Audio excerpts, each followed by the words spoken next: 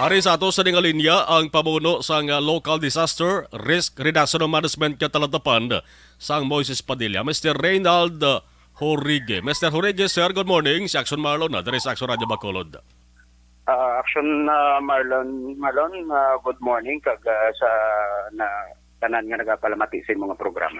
Yes, luyag talang sir may baluan nanon ning natabo sa barangay Quintin Rimo man. Kahapon may ara kamo sang survey kag dialogue agin patigayon sa mga residente kag opisyal sang barangay. Kay ang report is may nagluntad nga paglitik sang duta, sir Jorige.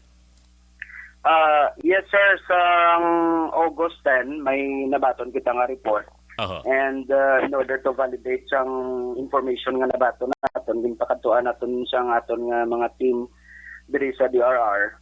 Amo na nga sa pictures makita naton nga may mga fissures or may mga litik, crack nga nakitaan kag may mga portion sa mga pangpang nga nagkalatipag kag may ara man nga nagpanaog o nagusmod ang duta ang nang liquefaction bali. Aha. May mga area na dito nga mo sina.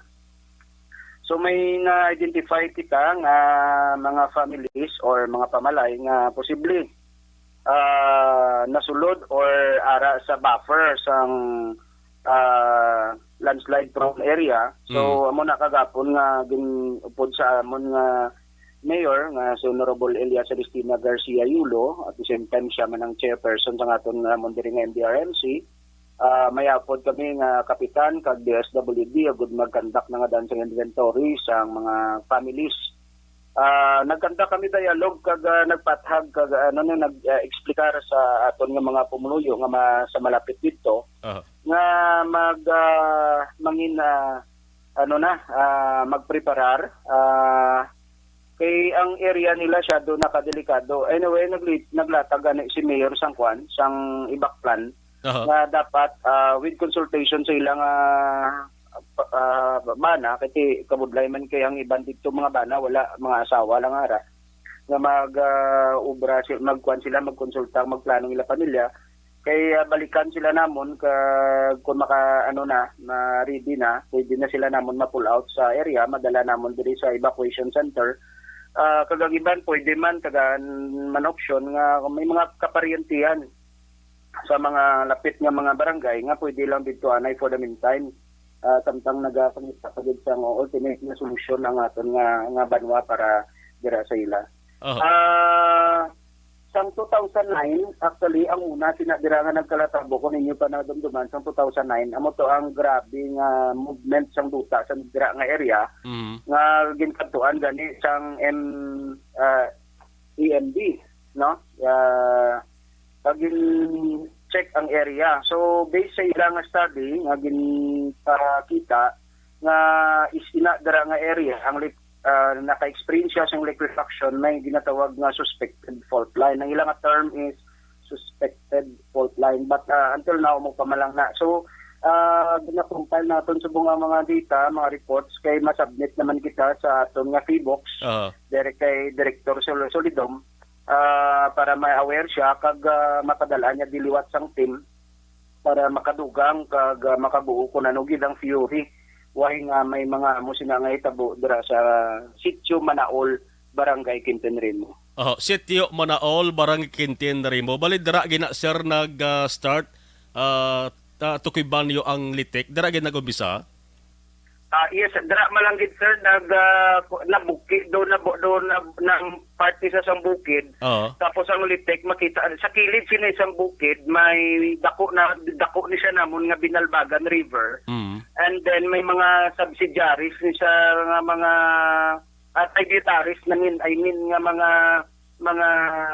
gagmay nga mga sapa bala.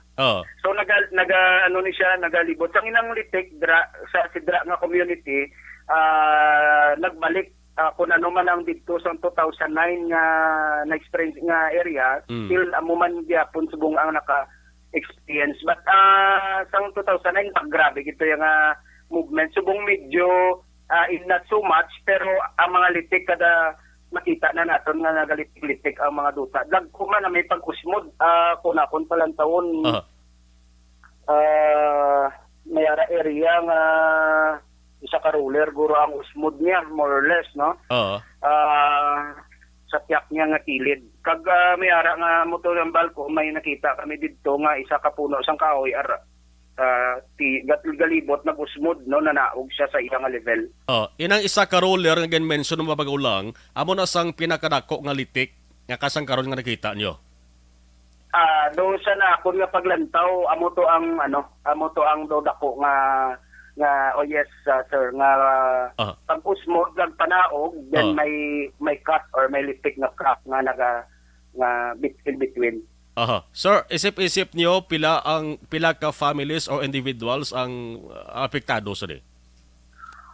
Gina-finalize pa so po ang family ginisip na lang to anay namon ang sa bubong so subong ginaisip gid pila gid ka individual but approximately kun lang taon ta mag-18 sa mag-average lang ta sa 5 mga more or less mga 90 or yes mga 90 persons ang ara dira estimated.